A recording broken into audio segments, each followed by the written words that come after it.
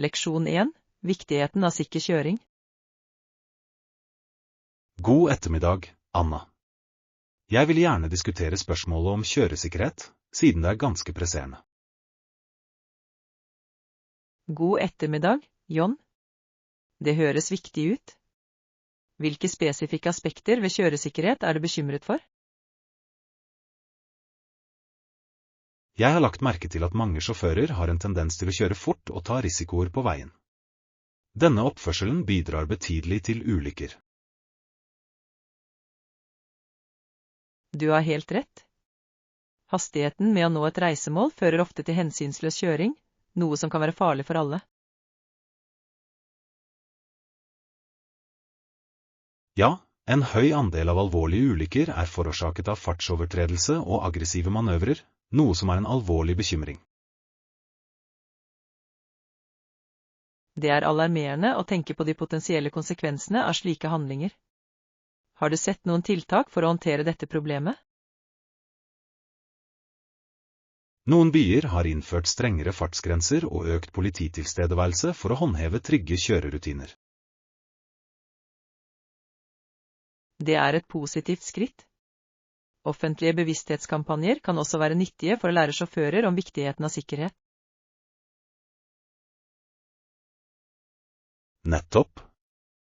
Programmer som fokuserer på defensive kjøreteknikker kan bidra til å innprente bedre vaner blant bilister. Defensiv kjøring kan absolutt utgjøre en forskjell.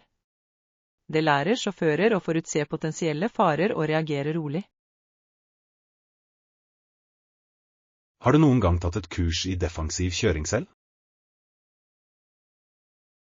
Ja, det har jeg, og det var ganske lærerikt. Jeg lærte verdifulle teknikker som forbedret kjøreferdighetene mine betraktelig. Det er fantastisk å høre. Å dele slike erfaringer kan oppmuntre andre til å prioritere sikkerheten sin på veien. Absolutt. Det er avgjørende at alle forstår risikoene forbundet med hensynsløs kjøring og viktigheten av å ta ansvar.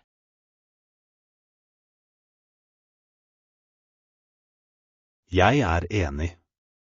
Sikker kjøring beskytter ikke bare en selv, men sikrer også andres sikkerhet på veien. Takk for at du tok opp dette viktige temaet, John. Det er en samtale verdt å ha for å fremme tryggere veier for alle. Jeg setter pris på innsikten din, Anna. Sammen kan vi jobbe for tryggere kjørepraksis og ha en positiv innvirkning på lokalsamfunnene våre. Leksjon 2. Kunsten å handle smart. God ettermiddag, Anna. Jeg forstår det slik at du planlegger å dra på shopping i helgen. God ettermiddag, John. Ja, jeg er ganske spent. Jeg har gledet meg til å oppdage noen nye ting. Det er fantastisk. Men ikke glem å sjekke prisen også.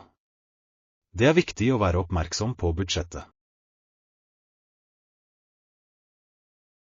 Du har helt rett. Det kan være lett å bli revet med når man handler, spesielt når det finnes så mange tiltalende alternativer. Nettopp. Det er lurt å føre en liste over hva du trenger. Dette kan hjelpe deg med å holde fokus og unngå unødvendige kjøp. Jeg er enig. Å ha en liste vil gjøre handleopplevelsen mer effektiv. Jeg vil også sørge for at alt passer min stil og mine behov. Det er avgjørende. Å prøve klær eller sjekke passformen på plagg kan spare deg for potensielle skuffelser senere. Definitivt. Jeg har gjort den feilen tidligere, og kjøpt ting som jeg senere innså ikke passet ordentlig. Mange har opplevd det. Det understreker hvor viktig det er å være tålmodig og grundig når man handler.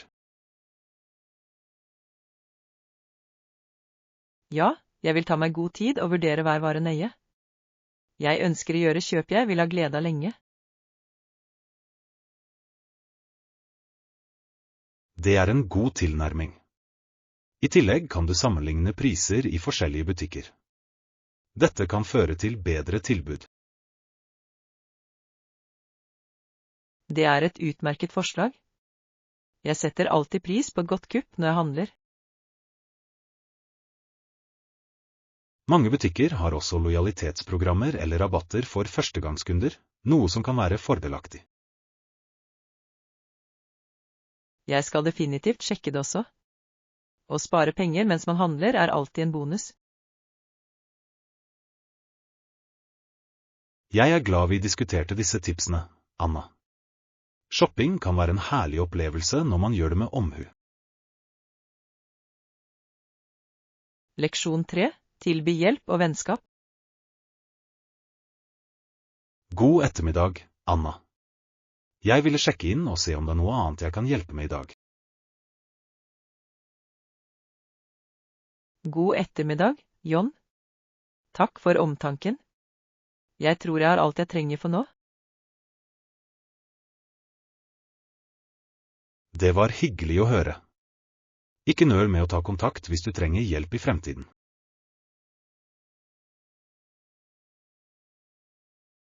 Jeg setter pris på din vilje til å hjelpe. Det er betryggende å vite at jeg kan stole på deg. Definitivt. Venner bør alltid støtte hverandre. Tross alt er vi alle på denne reisen sammen. Jeg er helt enig. Bare det vite at jeg har en venn som det gjør en forskjell. Takk, Anna. Jeg setter pris på vennskapet vårt og de meningsfulle samtalene vi har. Det gjør jeg også.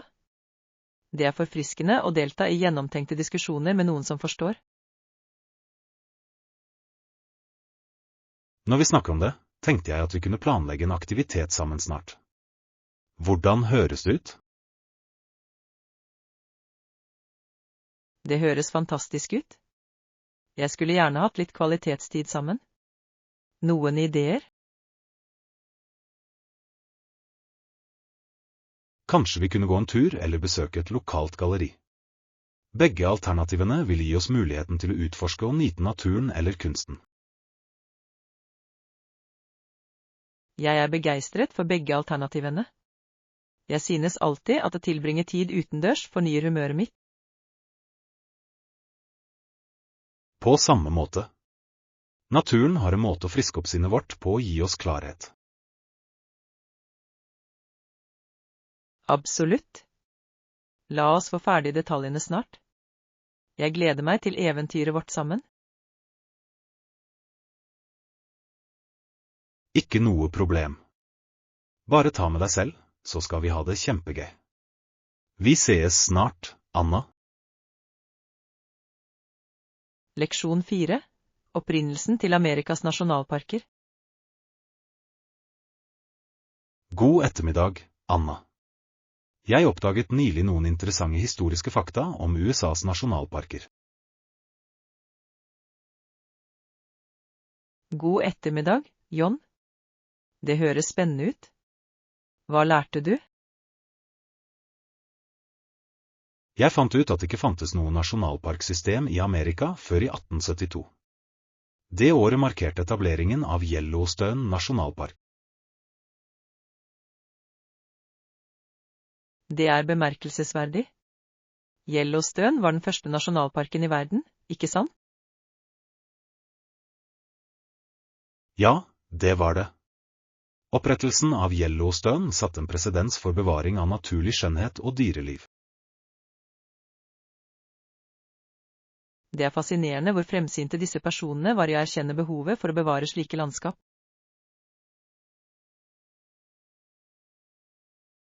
Absolutt.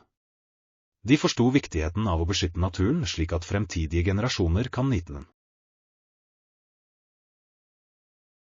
Jeg lurer på hva som inspirerte bevegelsen for å opprette nasjonalparker på den tiden. Den industrielle revolusjon hadde ført til rask utvikling, som truet naturmiljøene. Aktivister mente det var viktig å beskytte disse områdene. Det gir mening. Kontrasten mellom urbanisering og uberørt natur ga sannsynligvis næring til naturvernbevegelsen. Nettopp. Etableringen av nasjonalparker har blitt en hjørnestein i miljøvern i USA.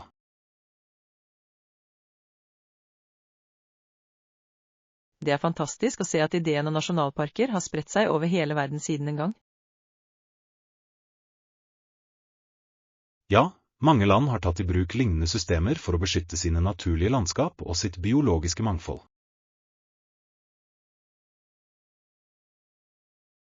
Å besøke nasjonalparker gir folk muligheten til å få kontakt med naturen og sette pris på den skjønnhet. Jeg er enig. Hver park tilbyr unike opplevelser og muligheter for utforskning, noe som gjør dem til viktige reisemål for reisende. Jeg gleder meg til å besøke flere nasjonalparker i fremtiden. Hvert besøk føles som en reise inn i en annen verden. Det er et eventyr verdt å oppleve, Anna. Vi burde planlegge en tur til en av nasjonalparkene sammen. Leksjon 5. Planlegging av en spennende tur. God ettermiddag, Anna. Hei, jeg hørte at du planlegger en tur. Hvor tenker du å dra? God ettermiddag, John. Ja, jeg er ganske spent. Jeg vurderer et besøk til Italia. Italia høres fantastisk ut. Hvilke byer planlegger du å utforske i løpet av turen din? Jeg håper å besøke Roma, Firenze og Venezia. Hver by har sin egen unike sjarm og historie. Det er utmerkede valg. Roma er rik på gammel historie, og arkitekturen der er fantastisk. Jeg har alltid hatt lyst til å se Colosseum og Forum Romanum. De er så ikoniske landemerker. Ja, det er de. Firenze er også kjent for kunsten og museene sine. Uffizi-galleriet er et must. Jeg er enig. Jeg gleder meg til å fordype meg i den utrolige kunsten og kulturen. Ikke glem å prøve autentisk italiensk mat. Maten er en viktig del av opplevelsen.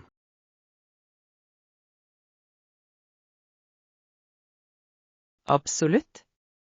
Jeg er spesielt ivrig etter å prøve tradisjonell pasta og gelato. Du vil ikke bli skuffet. Hver region tilbyr spesialiteter som gjenspeiler lokale ingredienser og tradisjoner. Det gjør turen enda mer spennende. Har du noen anbefalinger for aktiviteter mens jeg er der? Jeg foreslår at du tar et matlagingskurs for å lære å lage italienske retter. Det kan være en morsom og lærerik opplevelse. Det høres ut som en fantastisk idé. Jeg skulle gjerne lært av lokale kokker. I tillegg bør du vurdere å utforske landsbygda. Toskana, for eksempel, byr på vakre landskap og sjarmerende vingårder. Jeg har hørt fantastiske ting om Toskana. En vintur hadde vært herlig. Det ville garantert forbedre turen din. Å utforske vinmarkene vil skape uforglemmelige minner.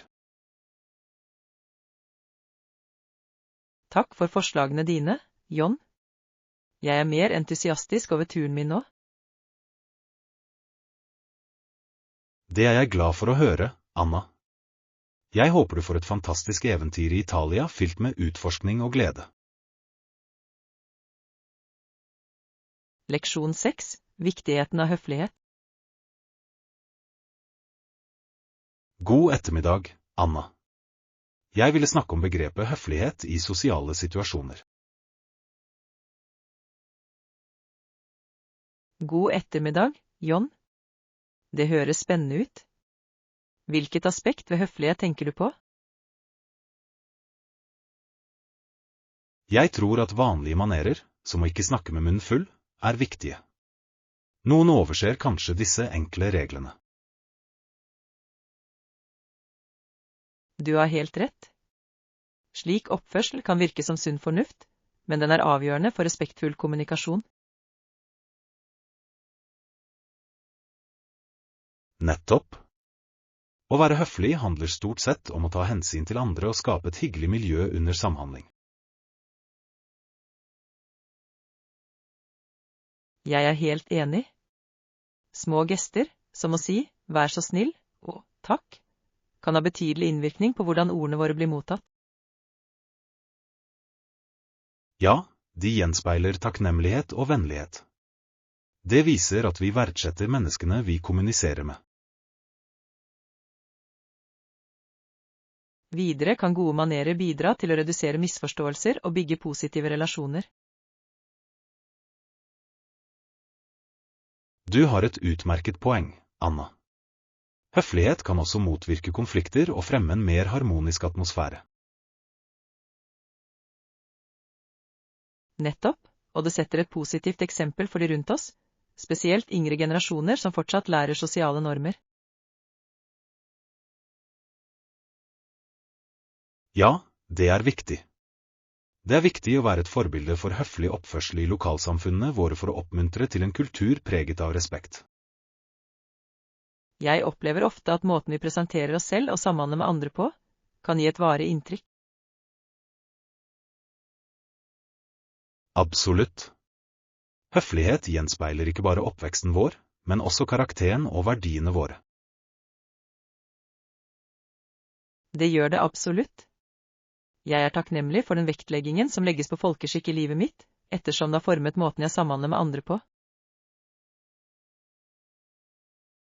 Jeg deler din takknemlighet, Anna. La oss fortsette å fremme høflighet i samhandlingene våre og inspirere de rundt oss. Leksjon 7. Den musikalske vekstreisen. God ettermiddag, Anna. Jeg har reflektert over reisene til håpefulle musikere i det siste. God ettermiddag, John. Det høres spennende ut. Hvilke observasjoner har du gjort deg om disse reisene? Jeg liker å se folk som starter med å ikke vite så mye, om i det hele tatt, og som deretter blir veldig flinke til å lage musikk. Fremgangen deres er inspirerende. Det er virkelig prisverdig. Å være vitne til at noen utvikler seg som kunstner er en vakker opplevelse. Nettopp. Det krever dedikasjon og utholdenhet å forvandle innledende usikkerhet til musikalsk dyktighet. Jeg setter pris på hvordan musikk kan fungere som et uttrykksfullt utløp. Det lar enkeltpersoner kommunisere sine følelser. Absolutt. For mange blir musikk en personlig reise med selvoppdagelse og kreativitet. Har du møtt noen musikere hvis forvandlinger har imponert deg spesielt? Ja, en venninne av meg begynte å spille gitar for bare noen få år siden. Hun slet i starten, men opptrer nå på lokale spillesteder. Det er fantastisk. Hennes besluttsomhet må ha spilt en betydelig rolle i fremgangen hennes. Det gjorde det absolutt. Hun brukte utallige timer på å øve, noe som ga henne næring til utviklingen hennes som musiker. Det viser også hvor viktig det er å ha et støttende miljø. Oppmuntring kan utgjøre en enorm forskjell. Jeg er helt enig. Støtte fra venner og familie kan motivere enkeltpersoner til å forfølge sine musikalske ambisjoner. Det hadde vært fantastisk å skape et nettverk som fremmer nye talenter. Det kunne hjelpe mange med å gjøre drømmene sine til virkelighet. Det er en strålende idé, Anna. En slik plattform kan tilby ressurser og bygge et fellesskap av lidenskapelige musikere. Jeg blir spent bare ved tanken. Å knytte kontakter med andre som deler lignende interesser, kan være en kraftig katalysator for kreativitet. Det ville virkelig beriket det musikalske landskapet. Jeg gleder meg til å se flere nybegynnere forvandle seg til selvsikre artister. Leksjon 8. Fordelene med å handle i butikk. God ettermiddag, Anna. Jeg forstår det slik at du har vært på shopping i det siste. Hvordan var opplevelsen din? God ettermiddag, John. Opplevelsen min var ganske hyggelig. Jeg må imidlertid si at jeg foretrekker å handle i fysiske butikker. Det er interessant. Hva synes du er tiltalende med å handle personlig? For det første synes jeg det er enklere å returnere eller bytte varer når jeg handler i fysiske butikker. Prosessen pleier å være enklere.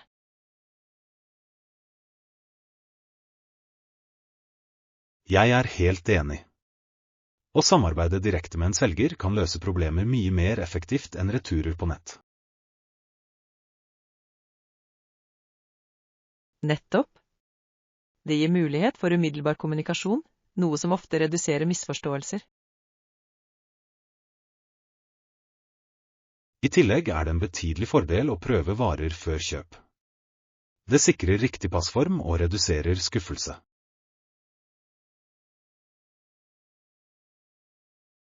Det er et utmerket poeng. Jeg føler meg tryggere på å kjøpe når jeg kan se og føle produktet selv.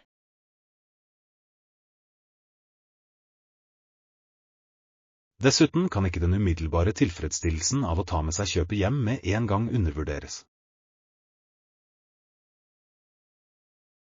Absolutt. Det kan være frustrerende å vente på leveranser, spesielt når du er spent på ny vare. Har du noen gang møtt på noen utfordringer når du handler i fysiske butikker? En utfordring er folkemengden. Noen ganger kan travle butikker føles overveldende, spesielt under salg. Ja, travle handleperioder kan være utfordrende. Men jeg tror energien i en travel butikk også kan være ganske forfriskende.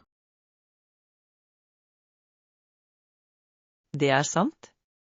Atmosfæren kan være livlig og engasjerende, noe som gjør handleopplevelsen mer behagelig. Til syvende og sist har både netthandel og shopping i butikk sine fordeler og ulemper. Det avhenger av individuelle preferanser. Jeg er enig, John. Jeg setter pris på å kunne velge basert på humøret og behovene mine på det tidspunktet. Det er virkelig en balansert tilnærming til shopping. La oss fortsette å utforske begge alternativene og nyte det beste fra begge. Leksjon 9. Gleden ved kulinarisk utforskning. God ettermiddag, Anna. Jeg håper du har det bra. God ettermiddag, John. Jeg har det bra, takk. Når vi snakker om matlaging, har du prøvd noen nye oppskrifter i det siste? Ja, jeg eksperimenterte nylig med en thailandsk grønn curry. Det var en spennende utfordring. Det høres deilig ut. Jeg har alltid hatt lyst til å lære å lage autentisk thailandsk curry. Det er ganske givende. Kombinasjonen av friske urter og krydder skaper en utrolig smaksprofil. Jeg kan tenke meg det. Brukte du noen spesielle ingredienser som gjorde at den skilte seg ut? Ja, jeg brukte fersk basilikum, sitrongress og limeblader. Disse ingrediensene løfter retten virkelig. De ingrediensene er fantastiske. Jeg synes at bruk av friske urter kan gjøre hele forskjellen i matlaging. Absolutt. Ferske ingredienser forbedrer smaken og gjør matlagingsprosessen morsommere. Har du vurdert å prøve andre kjøkken i dine kulinariske eventyr? Jeg planlegger å utforske middelhavsmat neste gang. Utvalget av smaker og retter er fengslende. Det høres herlig ut. Middelhavsmat er kjent for sine helsefordeler og livlige smaker. Ja, jeg er spesielt interessert i å lage hjemmelaget falafel og tabbouleh. De rettene er fantastiske. Jeg elsker hvordan de fremhever ferske grønnsaker og urter. Matlaging kan virkelig være en fantastisk måte å få kontakt med forskjellige kulturer gjennom maten deres. Jeg er enig. Hver oppskrift forteller en historie og gjenspeiler tradisjonene fra opprinnelsen. Jeg skulle gjerne hatt en matlagingstime sammen en gang. Vi kunne utforske nye oppskrifter og kose oss med prosessen. Det høres kjempegøy ut, John. Jeg gleder meg til å lage deilige retter og dele våre kulinariske opplevelser.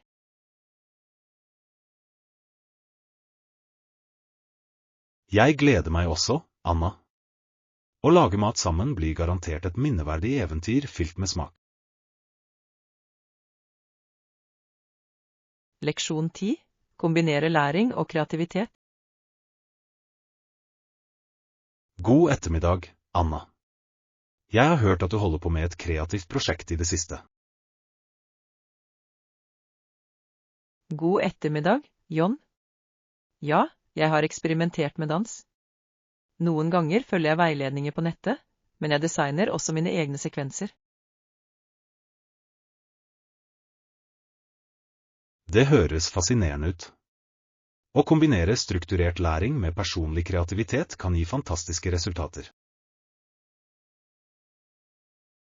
Jeg er enig. Nettbaserte veiledninger gir et solid grunnlag. De hjelper meg å lære nye teknikker og stiler effektivt. Det er imponerende at du kan lære av forskjellige instruktører over hele verden gjennom nettressurser. Ja, og det gir større fleksibilitet i praksisen min. Jeg kan velge hva jeg vil lære i mitt eget tempo. Det er en betydelig fordel. Hvilke aspekter liker du best ved å designe dine egne dansesekvenser? Jeg elsker ytringsfriheten det gir. Å lage min egen koreografi lar meg reflektere følelsene og den personlige stilen min. Det er en vakker måte å få kontakt med kunsten din på. Hvordan pleier du å begynne prosessen med å designe en sekvens? Jeg starter vanligvis med å velge et musikkstykke som resonerer med meg. Deretter ser jeg for meg bevegelsene som stemmer overens med rytmen og stemningen. Det høres ut som en givende prosess. Musikk forsterker virkelig den emosjonelle dybden i dans. Absolutt. Jeg bruker også diverse teknikker jeg har lært fra veiledninger for å berike koreografien min. Den sammensmeltingen av teknikker kan skape en unik dansestil. Det høres ut som du utvikler din kunstneriske stemme. Jeg håper det. Jeg tror at å kombinere lærte ferdigheter med personlig kreativitet fører til autentisk uttrykk. Jeg kunne ikke vært mer enig. Har du vurdert å dele dine koreograferte sekvenser med andre? Jeg har tenkt på det. Å dele arbeidet mitt kan inspirere andre, oppmuntre dem til å utforske sin kreativitet. Det er en fantastisk idé. Reisen din kan motivere andre til å blande læring med personlig uttrykk. Takk, John. Jeg setter pris på oppmuntringen din. Jeg gleder meg til å se hvor denne reisen tar meg. Jeg gleder meg til å se utviklingen din, Anna. Kreativiteten din kjenner ingen grenser. Leksjon 11. Nysgjerrighet på fortauet. God ettermiddag, Anna. Jeg la merke til at du stirret på noe på fortauet. Hva er den store tingen du er nysgjerrig på?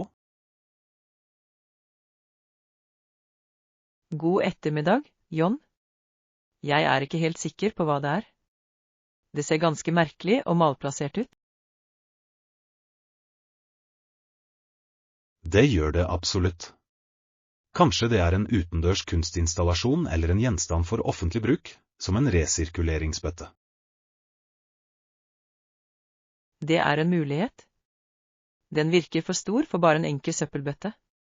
Jeg lurer på om den har et spesielt formål. Det kan være et møbel i byen. Noen ganger plasserer byer interessante gjenstander for å forbedre offentlige rom. Det gir mening. Slike installasjoner kan gi sitteplasser eller oppmuntre til sosial interaksjon blant fotgjengere. Nettopp. De kan forvandle vanlige fortau til livlige samlingssteder. Jeg setter pris på når byer investerer i kunst og kreativitet. Det gir bymiljøet karakter. Ja, det er sant. Rom som fremmer samhandling fører ofte til sterkere bånd i fellesskapet. Jeg håper vi kan lære mer om denne gjenstanden. Kanskje det finnes en plakett eller beskrivelse i nærheten. Det ville være nyttig. Det kan forklare betydningen av det eller kunstnerens intensjon bak det. Jeg er nysgjerrig på om det vekker noen interessante tanker eller samtaler blant forbipasserende. Det har absolutt allerede vakt vår oppmerksomhet. Nysgjerrighet fører ofte til oppdagelse. Ja. Jeg liker å utforske uventede elementer i omgivelsene mine. Det er alltid noe nytt å lære. Jeg deler din entusiasme. La oss undersøke nærmere og se hvilke historier dette objektet inneholder. Leksjon 12. Viktigheten av kundeservice. God ettermiddag, Anna. Jeg ville snakke om hvilken rolle kundeservice spiller i ulike bedrifter. God ettermiddag, John. Det høres interessant ut. Kundeservice er virkelig avgjørende for enhver vellykket organisasjon. Jeg er helt enig. For eksempel, når kunder har spørsmål eller står overfor utfordringer, er det viktig at vi kan ordne med at en ansatt hjelper dem med en gang. Det er et utmerket poeng. Rask assistanse kan forbedre kundetilfredshet og lojalitet betraktelig. Nettopp. Kunder setter pris på raske svar på henvendelsene sine. Det får dem til å føle seg verdsatt og respektert. Jeg har lagt merke til at bedrifter som prioriterer kundeservice har en tendens til å ha bedre omdømme og høyere kundelojalitet. Ja, det gjør de. I tillegg kan godt opplært personale håndtere potensielle problemer før de eskalerer til større problemer. Det er et viktig aspekt. Å gi de ansatte de riktige verktøyene og kunnskapen sikrer at de effektivt kan hjelpe kundene. Har du noen gang opplevd eksepsjonell kundeservice som har gjort et varig inntrykk på deg? Ja, jeg besøkte en gang en restaurant hvor personalet var utrolig oppmerksomme. De forutså mine behov og ga anbefalinger uten å være påtrengende. Det høres fantastisk ut. Det demonstrerer virkelig effekten av ekte gjestfrihet. Det gjør det. Slike opplevelser kan forvandle et rutinebesøk til noe minneverdig. Jeg streber etter å etterligne det servicenivået i arbeidet mitt. Det er givende å gjøre en positiv forskjell i noens dag. Jeg beundrer den tankegangen. Fokus på kundeopplevelsen bør være en prioritet for alle bedrifter. Absolutt. Kontinuerlig forbedring av kundeservicen vil føre til langsiktig suksess og kundelojalitet. Takk for denne innsiktsfulle diskusjonen, John. Jeg tror vi kan inspirere andre til å omfavne eksepsjonell kundeservice. Jeg setter pris på entusiasmen din, Anna. Sammen kan vi fremme verdiene som virkelig forbedrer kundeopplevelsen. Leksjon 13. Et minneverdig møte i barnehagen. God ettermiddag, Anna. Jeg hørte at du nylig var på et møte i barnehagen til barnet ditt. God ettermiddag, John. Ja, det gjorde jeg. Moren min snakker med barnehagelæreren under møtet, og jeg må si at læreren var veldig hyggelig.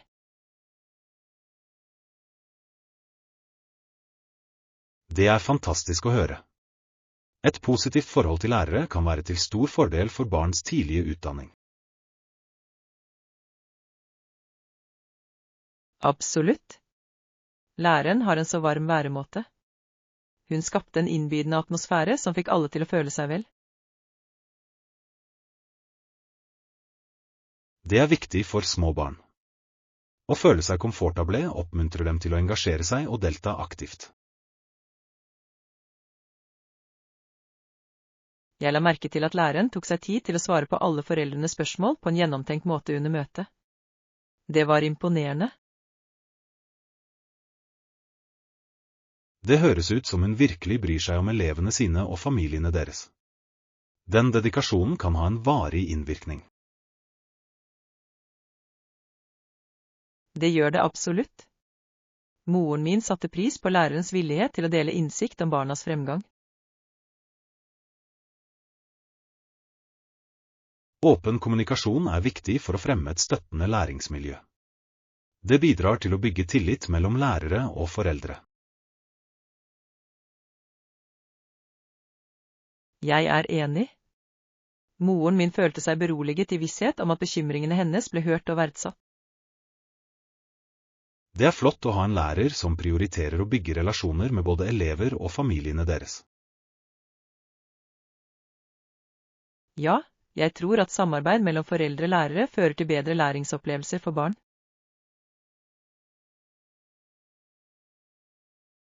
Jeg kunne ikke vært mer enig. Det ser ut til at barnehagen til barnet ditt har fått en utmerket start. Takk, John. Jeg håper at dette positive miljøet vil oppmuntre barnet mitt til å trives. Jeg er sikker på at det vil skje. Støttende lærere spiller en avgjørende rolle i å forme unge sin for en lys fremtid. Leksjon 14. Oppdag personligst imens det handler. God ettermiddag, Anna. Jeg hørte at du var på shopping nylig. God ettermiddag, John. Ja, det gjorde jeg.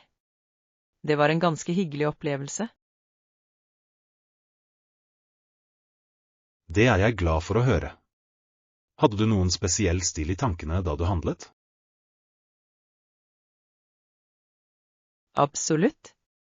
Jeg lette etter en blanding av uformelle og elegante plagg. Jeg ville ha noe allsidig til forskjellige anledninger. Det høres ut som en smart tilnærming.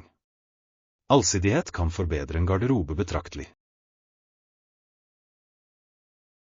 Ja, det er sant. Jeg prøver å sette sammen en kolleksjon med antrekk som kan brukes sømløst fra dag til kveld. Det er en fantastisk idé. Hvordan gikk du frem for å velge ut varene? Jeg fokuserte på nøytrale farger til basisplaggene, som enkelt kan kombineres med dristigere tilbehør. Det gir perfekt mening. Tilbehør kan virkelig løfte et enkelt antrekk og vise frem personlig stil. Nettopp. Jeg har også lagt merke til kvaliteten på stoffene. Komfort er like viktig som stil. Jeg er helt enig. Å investere i kvalitetsplagg kan gjøre en stor forskjell på hvordan man føler seg gjennom dagen. Har du noen gang opplevd at du har funnet et perfekt plagg som passer stilen din? Ja, jeg fant en gang en skreddersydd jakke som komplementerte mange av antrekkene mine. Den ble en fast del av garderoben min. Det er fantastisk. Det er alltid givende å finne så allsidige ting.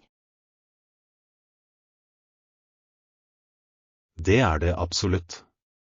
Det er viktig å finne plagg som passer din personlige stil.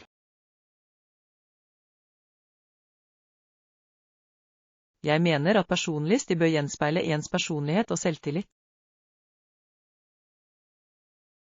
Absolutt, Anna.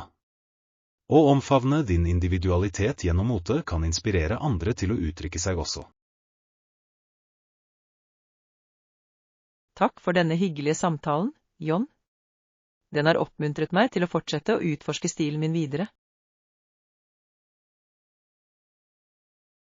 Det gleder meg å høre, Anna. Din unike stilreise vil utvilsomt føre til spennende oppdagelser. Leksjon 15. Leksjoner imot. God ettermiddag, Anna.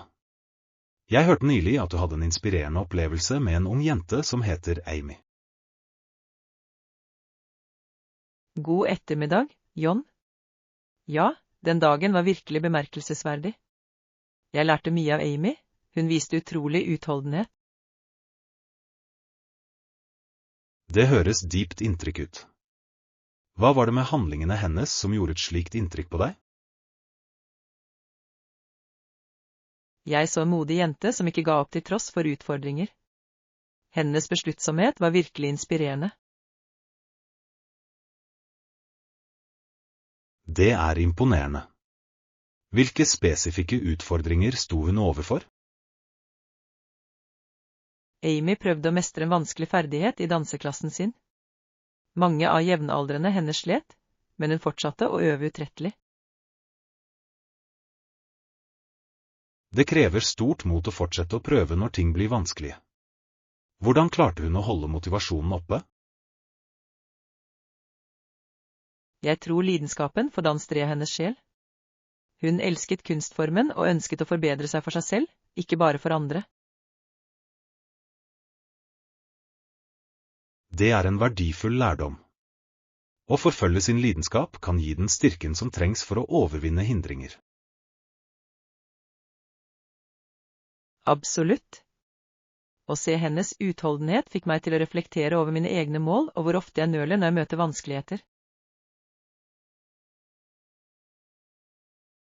Det er øyeåpnende å innse hvordan andre kan inspirere oss til å mestre våre egne utfordringer. Ja, det var sant. Etter å ha observert Amy, følte jeg meg motivert til å ta fatt på mine egne prosjekter med fornyet energi. Jeg beundrer hvordan du hentet inspirasjon fra henne. Det viser at mot kan komme i mange former. Takk, John.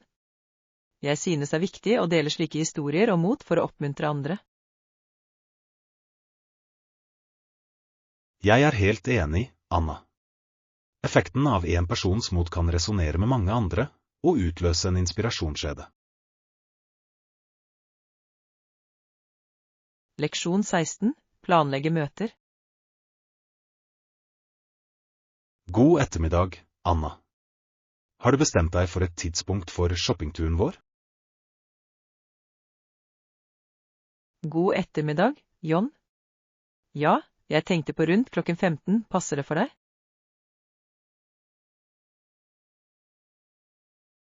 Det høres perfekt ut. Jeg foretrekker å møtes på ettermiddagen. Det gir oss god tid til å utforske butikkene.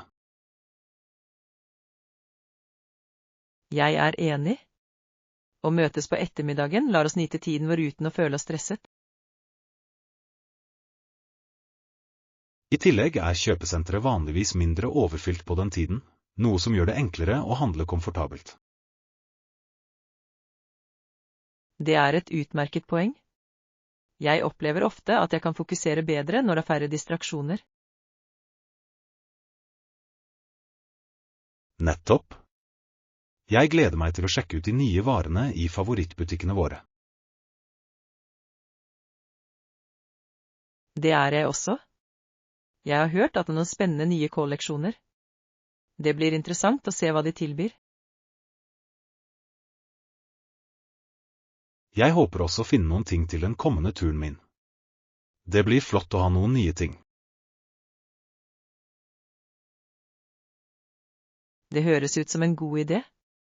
Vi kan hjelpe hverandre med å velge ut plagg som passer til stilen vår.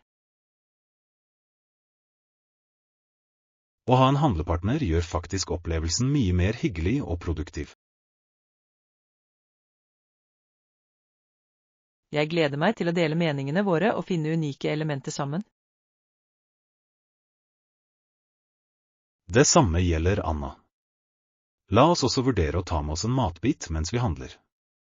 Det finnes mange deilige alternativer på kjøpesenteret. Det er et fantastisk forslag. En matbit vil holde oss energiske til shoppingeventyret vårt. Perfekt. Vi sees på kjøpesenteret klokken 15. Jeg gleder meg til dagen vår ute. Leksjon 17. En samtale om valg. God ettermiddag, Anna. Jeg forstår det slik at du har vurdert dine preferanser for sosiale sammenkomster. God ettermiddag, John. Ja, jeg har tenkt på hva jeg skal kose meg med under disse arrangementene. Jeg røyker ikke, men kanskje en flaske alkohol hadde vært fint. Det høres rimelig ut. Mange synes at en moderat mengde alkohol kan forbedre sosiale opplevelser. Absolutt. Det kan skape en avslappet atmosfære, spesielt når man deler historier med venner. Jeg er enig.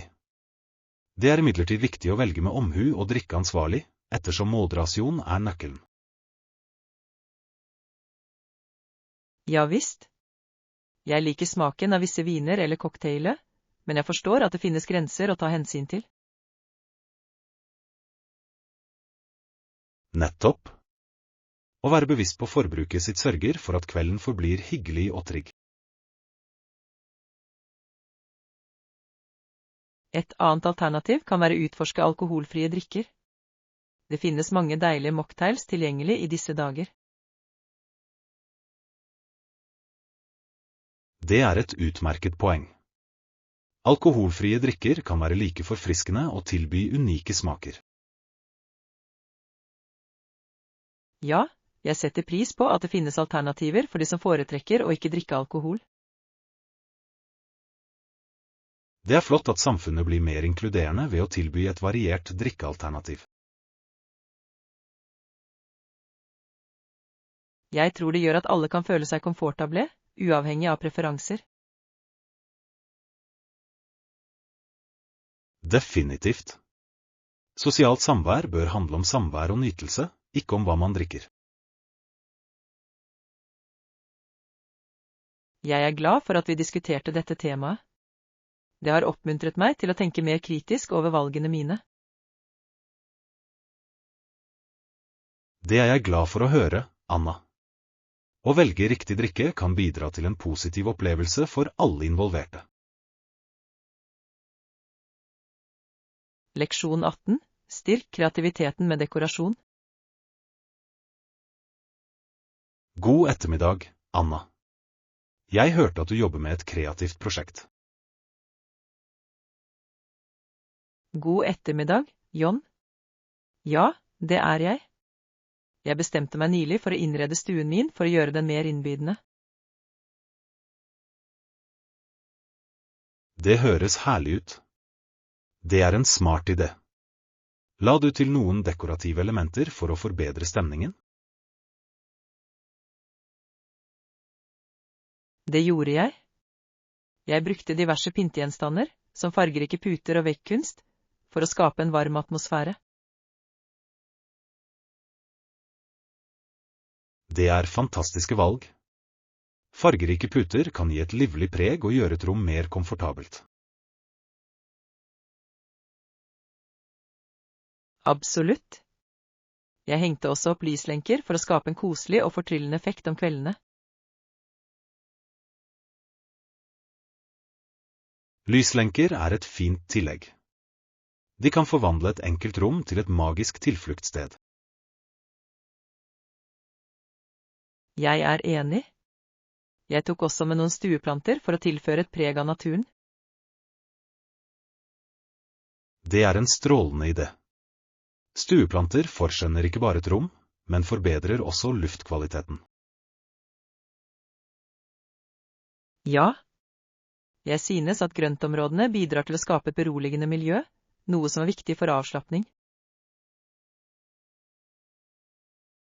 Det høres ut som du har tenkt mye på innredningen din. Har du fått tilbakemeldinger fra venner eller familie?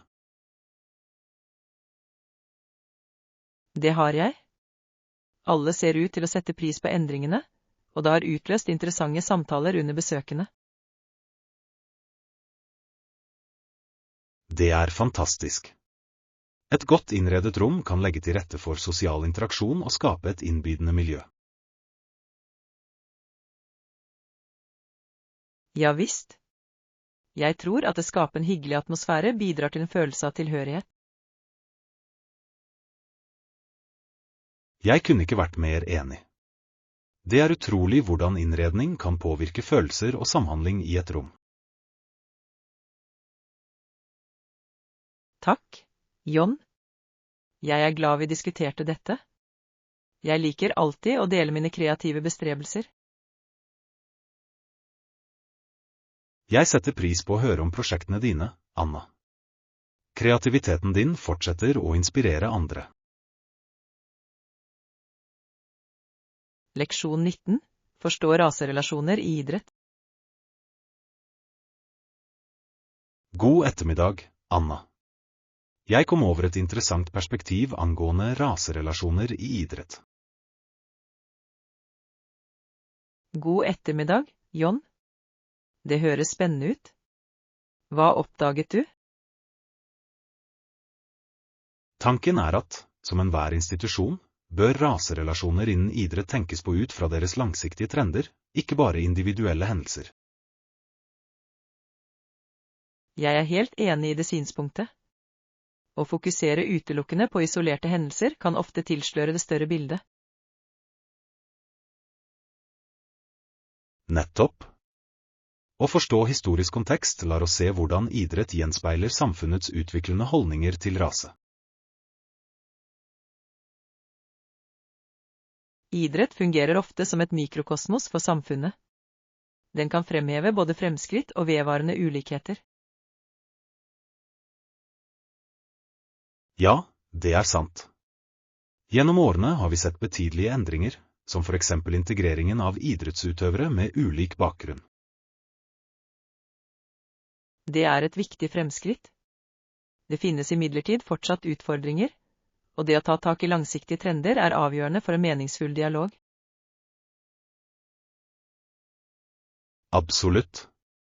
Å anerkjenne disse trendene kan fremme dypere diskusjoner om ulikhet og måtene vi kan håndtere den på. I tillegg er det viktig for idrettsorganisasjoner å implementere retningslinjer som fremmer mangfold og inkludering. Ja, proaktive tiltak kan fremme et mer rettferdig miljø for idrettsutøvere med ulik bakgrunn. Rollemodeller innen idrett kan også påvirke sosial endring. De har makt til å øke bevisstheten om problemstillinger knyttet til rase. Det er sant. Når idrettsutøvere bruker plattformene sine til å kjempe for likestilling, kan det inspirere et bredere publikum til å engasjere seg i disse kritiske problemstillingene. Det er inspirerende å se hvordan idrett kan bidra til sosial rettferdighet. Dette skjæringspunktet mellom idrett og raserelasjoner fortjener kontinuerlig oppmerksomhet. Jeg er helt enig, Anna. Ved å forstå de langsiktige implikasjonene av raserelasjoner i idrett, kan vi jobbe mot en mer inkluderende fremtid. Leksjon 20. Gleden ved å være håndverker. God ettermiddag, Anna. Jeg leste nylig om fordelene med sollys for kreativitet. God ettermiddag, John. Jeg skal huske på det. Eksponering for naturlig lys kan virkelig inspirere kunstneriske bestrebelser. Absolutt.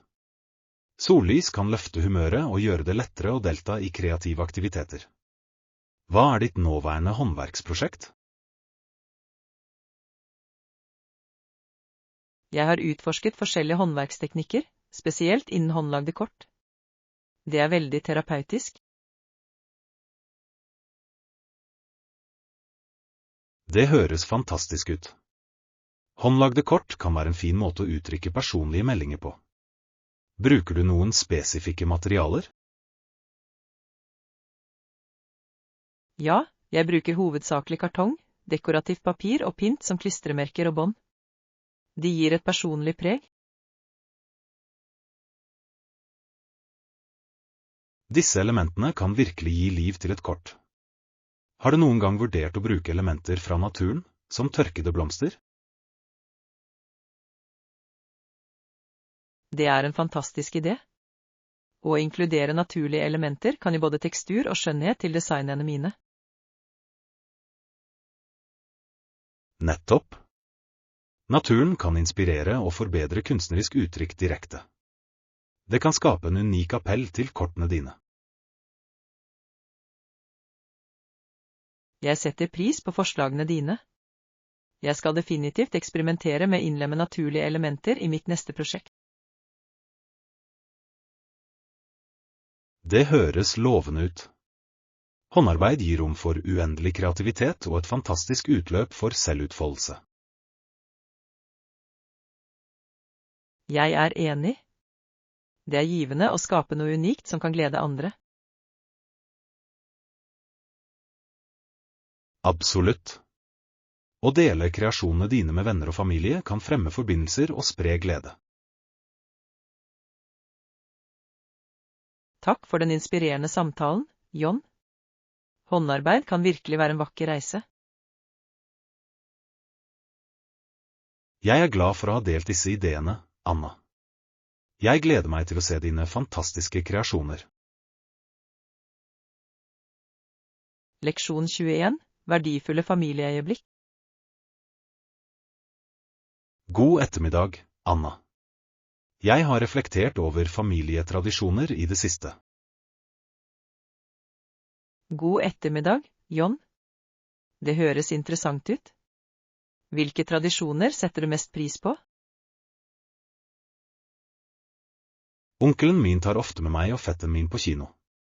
Det har blitt en spesiell stund for oss å knytte bånd. Det høres herlig ut. Å gå på kino kan være en fin måte å dele spennende historier og opplevelser på. Absolutt.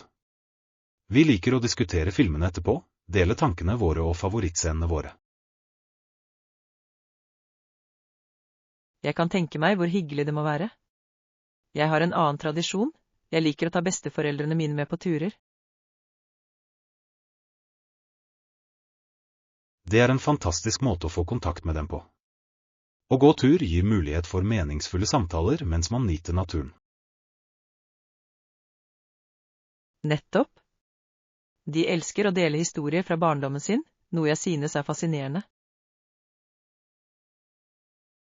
Disse historiene er ofte fylt med verdifulle livsleksjoner. Det er fantastisk at du har muligheten til å lære av deres erfaringer.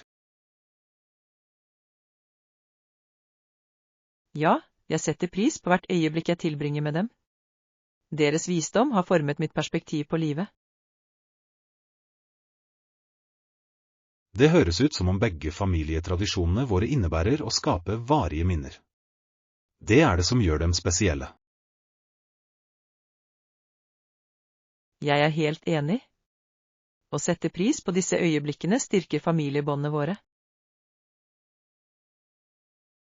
Det er viktig å fortsette å pleie disse forbindelsene, spesielt i våre travle liv. Definitivt. Å sette av tid til familien er viktig, og det beriker livene våre på mange måter. Takk for at du deler tradisjonene dine, Anna. De minner meg om viktigheten av familie og gleden ved å tilbringe tid sammen. Leksjon 22. Omfavne en sunnere livsstil. God ettermiddag, Anna. Jeg hørte at du har gjort noen endringer i kostholdet ditt i det siste. God ettermiddag, John. Ja, det har jeg. Jeg har prøvd å kutte ned på bearbeidet mat og spise mer frukt og grønnsaker. Det høres ut som en positiv forandring. Å innlemme mer helmat kan forbedre den generelle helsen betraktelig. Absolutt. Jeg har lagt merke til at jeg føler meg mer energisk etter at jeg har gjort disse justeringene. Det var hyggelig å høre. Hvilke frukter og grønnsaker har du kost deg best med? Jeg har spist mye bær og bladgrønnsaker. De er både næringsrike og allsidige i forskjellige retter. Bær er fantastiske. De er fulle av antioksidanter og kan enkelt tilsettes i smoothies eller yoghurt. Ja, jeg elsker å lage smoothies med spinat og bær. Det er en deilig måte å få i seg sunne ingredienser på. Det høres forfriskende ut. Har du utforsket noen nye oppskrifter som fremhever dine sunnere valg? Jeg prøvde nylig en quinoa-salat med blandede grønnsaker. Den var ikke bare sunn, men også veldig mettende. Quinoa er en utmerket kilde til protein. Det er imponerende hvor næringsrike måltider kan være både mettende og smakfulle. Jeg er enig. Jeg oppdager at matlaging med ferske ingredienser kan vekke kreativiteten på kjøkkenet. Det er det fine med matlaging. Å eksperimentere med forskjellige kombinasjoner kan føre til herlige overraskelser. Nettopp. Jeg føler meg motivert til å fortsette denne reisen mot en sunnere livsstil. Jeg beundrer din dedikasjon, Anna. Å gjøre disse endringene vil være til fordel for deg i det lange løp. Takk, John. Jeg setter pris på oppmuntringen. Det er lettere å holde fast ved målene mine når jeg deler dem med andre. Jeg forstår det fullt ut. Sammen kan vi inspirere og støtte hverandre på reisen mot bedre helse. Leksjon 23. Feilsøking sammen. God ettermiddag, Anna. Jeg hørte at du har noen problemer med den elektroniske enheten din. God ettermiddag, John. Ja, ingenting skjer når jeg prøver å slå den på. Det er ganske frustrerende. Jeg forstår at det kan være irriterende. Har du sjekket batteriet? Noen ganger er det den enkleste løsningen. Jeg har ikke sjekket batteriet ennå. Det er lurt. Kanskje det er helt utladet. Det er verdt å undersøke. Hvis batteriet er dødt, kan det løse problemet raskt og bytte det ut. Det skal jeg gjøre med en gang. Takk for det nyttige forslaget. Bare hyggelig. Hvis batteriet ikke er problemet, kan det være andre faktorer som spiller inn, for eksempel en defekt lader. Ja, jeg skal sjekke det også. Jeg har lagt merke til at laderen noen ganger føles løs. Det kan absolutt påvirke ladeprosessen. En løs forbindelse kan hindre enheten i å motta strøm. Jeg setter pris på innsikten din, John. Det er alltid nyttig å ha en ny vurdering når man skal feilsøke. Jeg hjelper gjerne. Vi overser ofte enkle løsninger i frustrasjonens hete. Du har rett. Noen ganger kan det ta et skritt tilbake i klarhet og hjelpe oss med å finne roten til problemet. Definitivt. Hvis problemet vedvarer etter at du har sjekket batteriet og laderen, kan det være lurt å kontakte en tekniker. Jeg håper ikke kommer til det. Jeg setter imidlertid pris på støtten din. Det gjør det mindre skremmende å takle tekniske problemer. Jeg er alltid her for å hjelpe, Anna. Sammen kan vi løse og overvinne enhver utfordring.